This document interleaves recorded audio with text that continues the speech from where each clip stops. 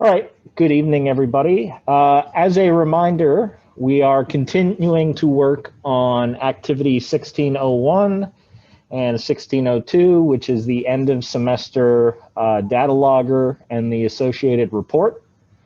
So last time we went over the amplifying circuits that we're going to be using here. So that's the circuit here in figure 2 for the temperature sensor, and the circuit here in figure 5 for the pressure sensor. And just so everyone's clear, basically for the actual sensors, we're just using a simple diode. So for our temperature sensor, this is basically how you want your circuit set up. You'll supply your positive voltage to it.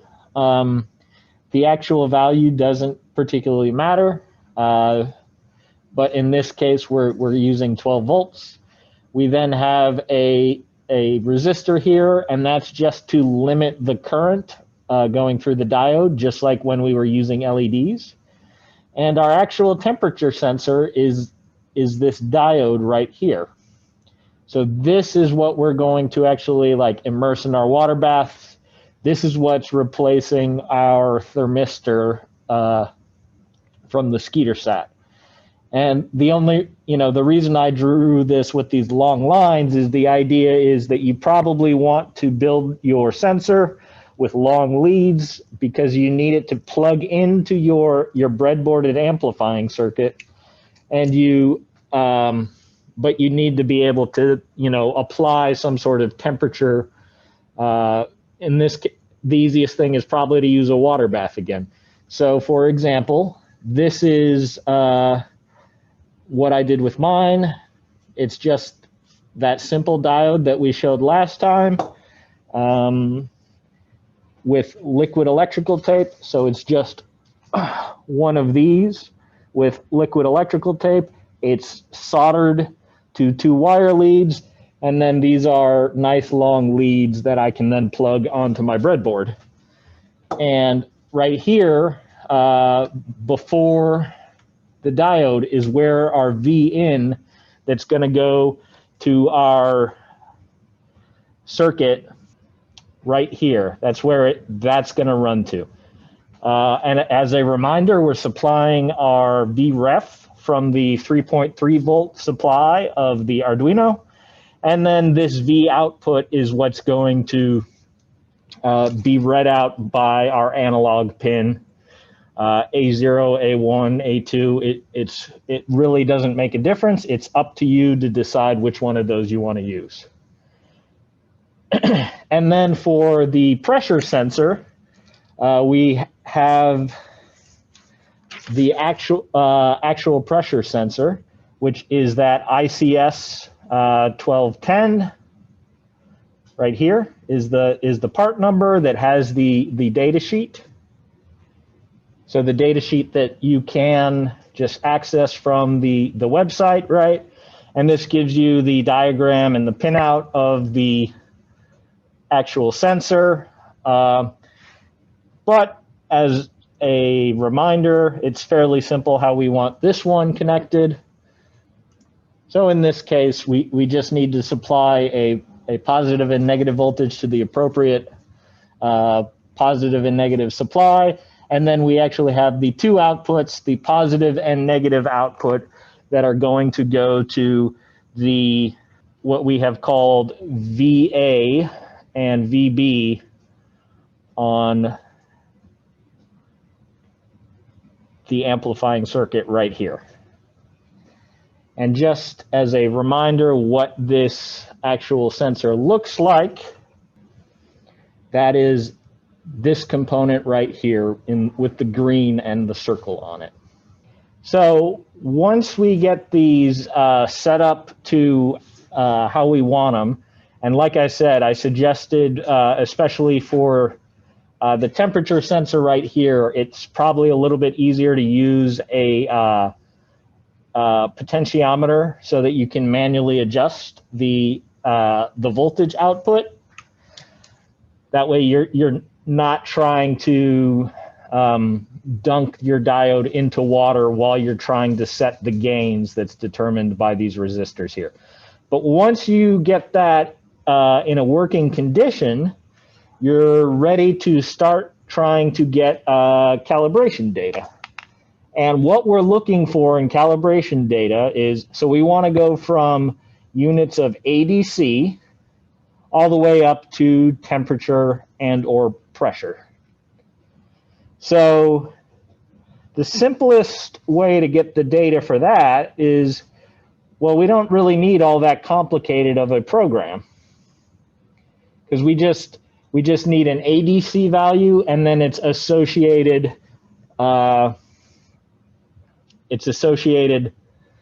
physical value. So with a relatively short sketch, and in fact, this is you probably, if you saved your code from the previous activities, you probably have something that will work for this. All we need is a serial monitor output, and we just need to read in the ADC value and display it to the serial monitor. So that's all that the code that I'm going to use to gather my data for my calibration. And I don't even need to change this pin, because I can just plug in, I can just switch which output is connected to pin A0 for now. So if I connect my temperature probe output to A0, by that I mean I connect V output here into analog pin 0, and I run that program, and I bring up my serial monitor. And just to allow me to check my work, I'm also going to bring up my multimeters. And just so you guys can see, let me show you what those look like. Right? And one thing you can see is the actual output voltage is way higher than I want, which, based on the fact that I don't actually have my diode plugged in, makes sense, because I don't have the complete circuit here. So I'm measuring what this open gap is. I don't have this path here.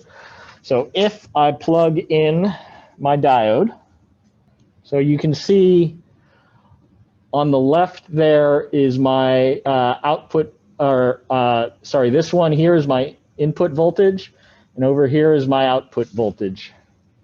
So right now I'm just at room temperature, so I'm getting about 1 volt output and about half a volt input. So if I have 2 water baths standing by here, so if I put this in the colder water bath, my input voltage is going to go up, which means my output voltage is going to go up, right? And that's what we see here. And if I put it in the hot water bath, I get the opposite effect, just what we expect. But we want to get actual numbers with that. So what I'm going to do is have my serial monitor open here, and we can see it's outputting ADC values.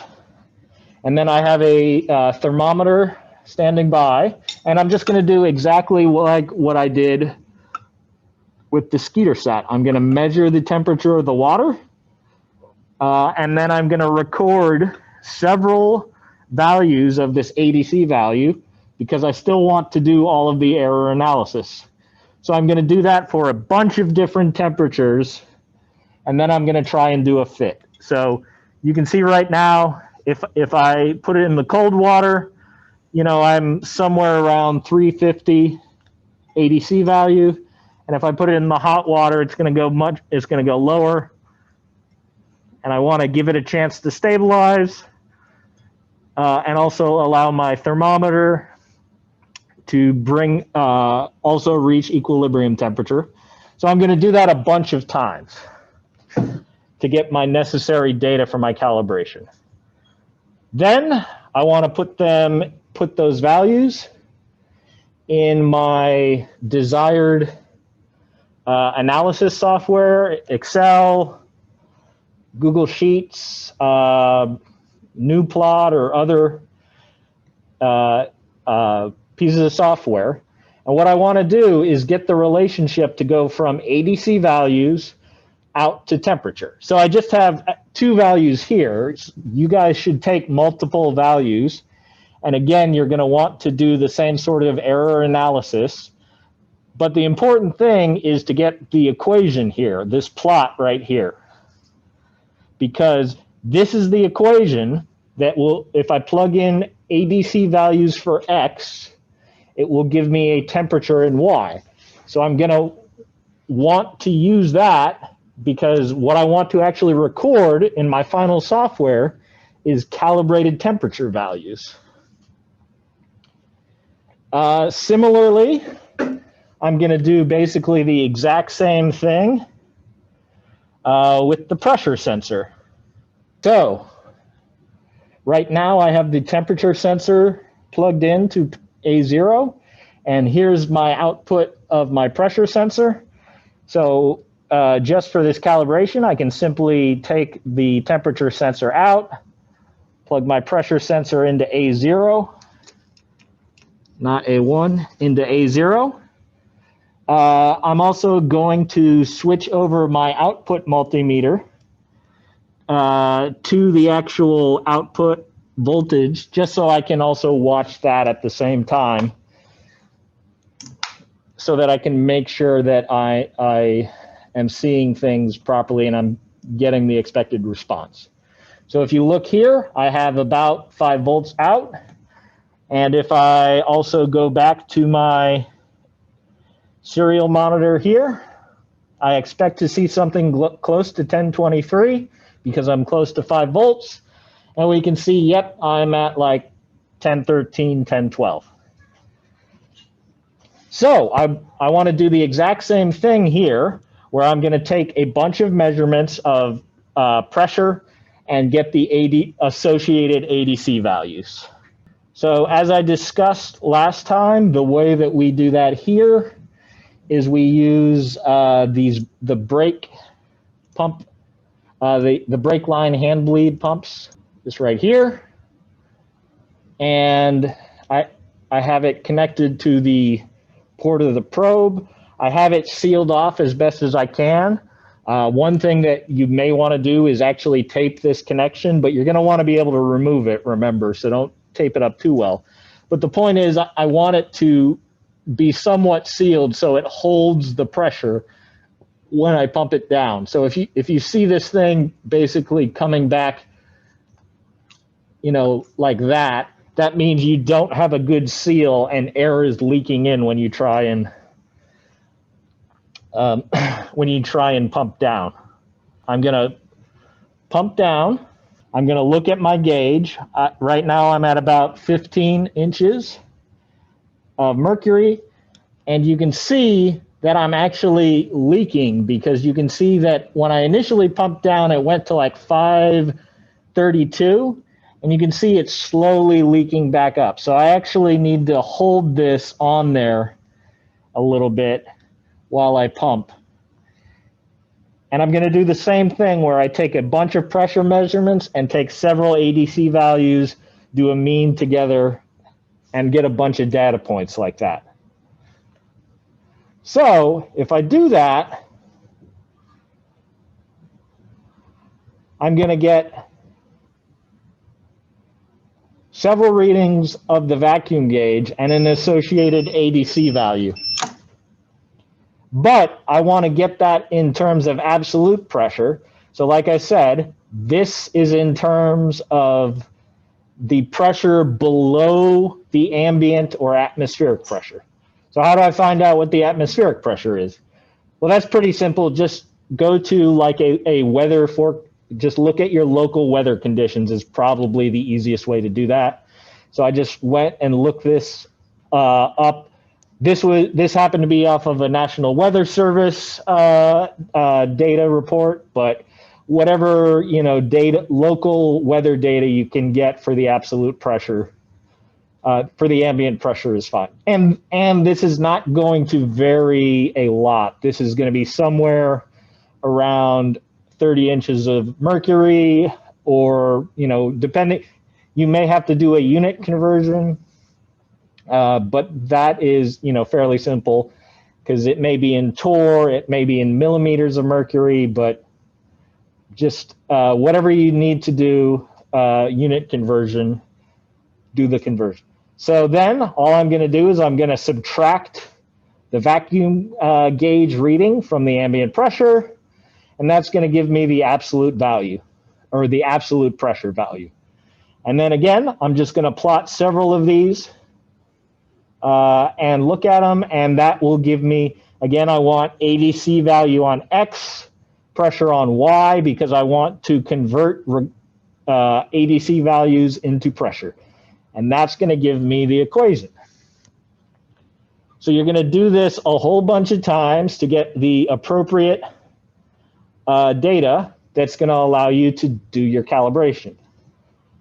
So once we have these calibrated values, we now need to write the software that's going to record all of our information together. So the idea of this is to record simultaneously pressure and temperature. So I'm going to hook the pressure and temperature probes up to 2 different ADC pins. I'm going to read data from the GPS shield. Specifically, we're asking for the status of the fix, or if you have a lock, right? The number of satellites that you are seeing, the latitude, and the longitude. Additionally, we want to be able to timestamp that, so we're going to need to get the time from the GPS, and you should also get the date, right? Yeah, so you want the date as well as the time, right? That just makes sense. So as part of this, I need to design, how do I want to store this on my SD card? So you want to probably use some kind of CSV, and you want to come up with the order, you know, how do I want to store these? So for example, if I open up one of the data sheet that I used with my software, so I have my data stored like this. So it's the time. So UTC is Universal Time Code, or yep. And then the date. So time, comma, date, comma, lock, which is just the fixed quality, the number of satellites, the latitude and longitude, and then my temperature and pressure. So most likely it's good, or not most likely, it's good practice to include units like we have here, right? I have, that way I've explicitly shown, okay, the first, before the colon and the time is the hour, then minutes, then seconds, right? Especially with how I did the date here. I did day, day, month, month, year, which is, you know, different than what most people are used to. I think I just happened to pick that way, but you want to be able to show that way if somebody else is looking at your data, or if you don't remember, so it's clear, hey, is this the day or this the month? Additionally, I've put latitude plus and minus, because you could just give a number and give it in north or south. But in this case, I'm doing plus and minus. And actually, I probably should specify whether or not the number that I'm going to write, is that decimal degrees? Is it degrees, then minutes, then seconds? So there's a few different formats, and it's good practice to show your units, show what the actual format that you're trying to use is. So, once you've decided on this, you'll notice that basically I have this header line here.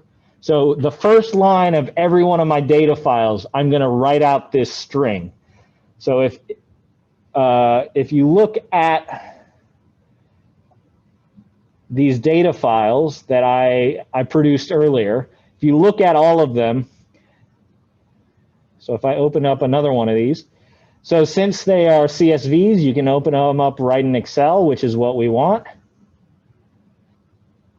You'll see that every one of them, the first line is this.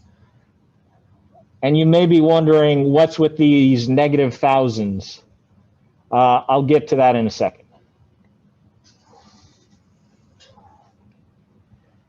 So you want to pick your data format. You want to make it clear in your data files what your data format is. And that's also information that you should be including in your report. You should have a clear example of how you recorded your data, and units and all of that. So if you look at the actual code that I generated here, so there is no sample code for this. The idea here is that you should be combining all of the information from the previous programming activities and building a program that does all of this together on your own. So I have my usual declarations. I have my, all my serial declarations. I have my file declarations. I have some other variables that I've declared. Most importantly, what I have done here is I have declared several functions. I don't want to do everything directly in my loop. I want to basically break that stuff up into different functions, and that way I can just call the appropriate function in my loop. So I do all of my initial declarations. I've set basically a max number of writes, so a max number of data entries that's going to be in each file, which is given by this. One thing that's important is I've declared which pin my temperature is on and which pin is my pressure is on. That way, as I'm writing my program, I don't have to remember, oh, am I going to put temperature and pressure on pin A0 or pin A1? I can just call temperature pin or pressure pin. And also this way, if I want to change which device is connected to which pin, I only have to change it in this single spot up in my initial declaration. Another thing I have done here is basically I've given default values for some of the entries that make no sense. Like there's no such thing as a -1,000 day or month or year, right? And the reason I've done that is that way I can write entries before I get a fix and tell that this is data that did not come from the GPS because I didn't get a fix yet. So anyway, you do all of your normal setup. One thing that's important is you have to think about which sentences do I need to get from the GPS to get all the desired information. Because like I said, I want date, I want time, I want latitude and longitude. And in fact, you'll notice you'll find out that those are not all available on a single sentence. So I actually need the RMC and GGA. So both of them, that's why I'm using this particular command. I do my SD card initialization, and then I'm going to create a new file. So what's nice about that is I can create the new file in my setup, and then I can also call this same function in my loop every time I want to create a new file. So here it's very similar to how you made files in the SD card activity.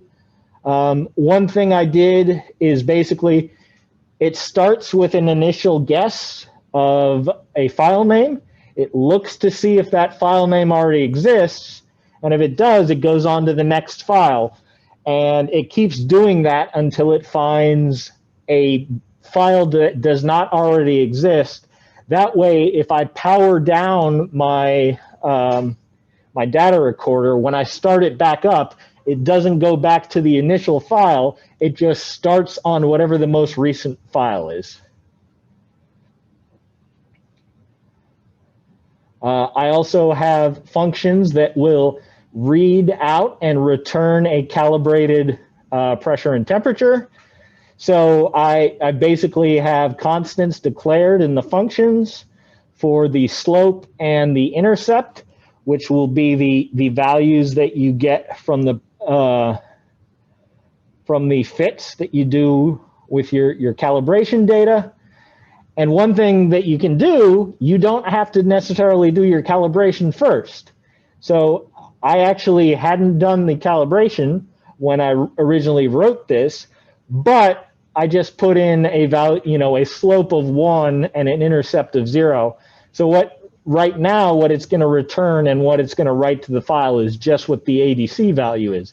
But now, now that I have calibration data, I just have to change these two constants, and it'll return and write the appropriate value.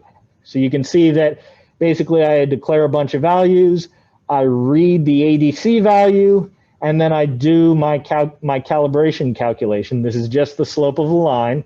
It's my ADC value, or sorry, the equation for a line. It's just the ADC value times your slope plus your intercept. I have a few, print functions that are going to help me debug if something is working wrong, basically give me feedback as it's running through the loop. And I do a similar thing for pressure. So basically the overall idea here is that I initialize my values, and then I'm just going to check until I get a new NEMA sentence. I'm going to do a bunch of checks. Is it the actual type of NEMA sentence that I want? If it is, I'll parse it. Do I have a fix? Okay, if I have a fix, copy all of the appropriate values from the sentence into variables that I'm going to use to write. If I don't have a fix, tell me that I don't have a fix. And then read my temperature, read my pressure, and then write my data. And again, you'll see that my writing is a function. That way, in this case, I'm only writing at a single point in my loop, but depending on what you were trying to do, you could have set this up in multiple different ways. I may have different types of data records, and I could write this in a more general way and call it in a bunch of different spots.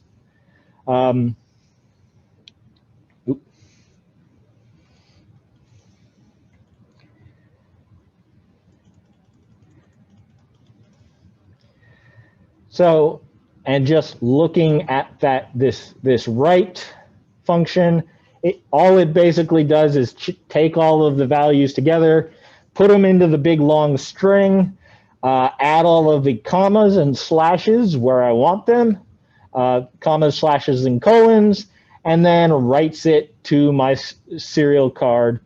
Also, it's telling me that it's keeping track of the number of times I've done this, because like I said, I wanted to write 100 to the maximum 100 data entries in each file, and then I want to start a new file. So after I do my actual write, you can see that basically I check, hey, have I written more than the maximum number of writes? And if so, I'm going to start a new file. And one thing to note is when I start my new file, I set that number of writes back to 0. So this is kind of the strategy you want to use. I would recommend, rather than just jumping straight into coding, do on like pencil and paper, lay out a flow chart of how you want to organize it, because that's going to help you figure out, okay, what functions do I need? What different variables do I need in each function? So once I have that all set up, I should be able to upload that code to my Arduino and then run it and just let it grab data and write to the SD card. So that is what I did. And if I bring up that data again,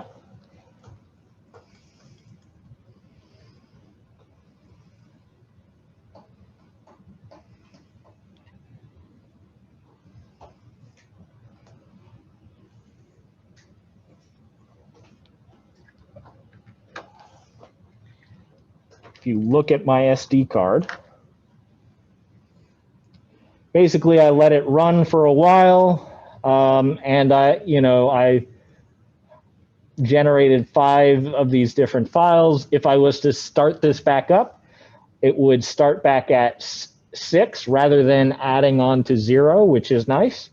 And if you look at the actual files,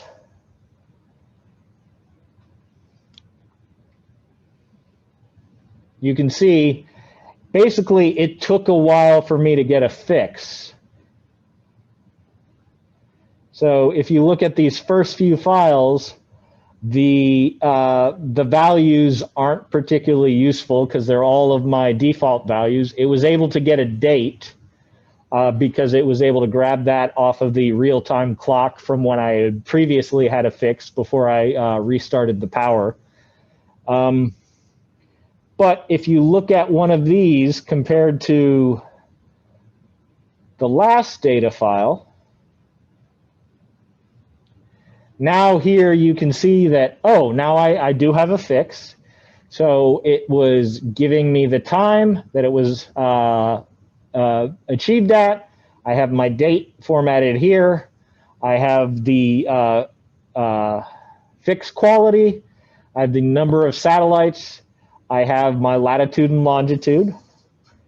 And if you look that up, you'll see that that in fact is Baton Rouge, and that will land at LSU.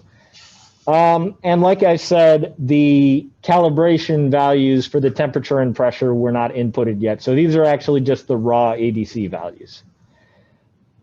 But if I was to go ahead and update those constants and run this again, I would get, this would start outputting a value of about 25 and at around 30 inches of mercury. So this is the end goal that you're trying to get to. So we don't want to calibrate until we have the code that can do that reportedly, right? So I just got asked, we don't want to calibrate until you have the code. Really, you can do the calibration or write the code in either order. I just happened to write the code first. And because of that, I needed to write the code in a way that I would be able to easily change my calibration constants, which is how you want to do it anyway, because you may look at your calibration and decide you need to adjust your gain because you're not getting the range of values that you want. So once you have accomplished all of that, clicked on there. You want to start working on your report.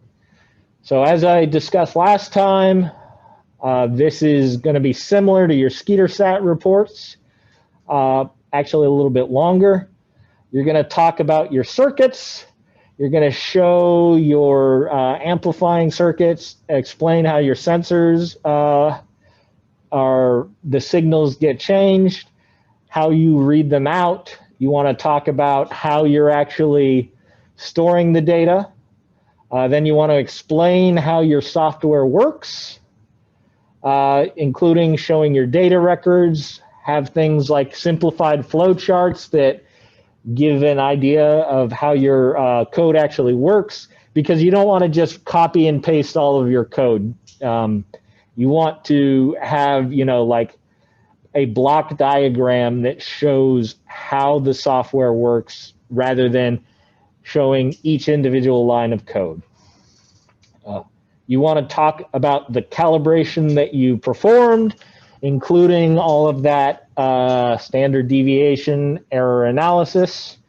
And then you also basically just want to show, hey, this was, once I did everything, here's some sample data, here's how it worked, and your usual conclusion stuff.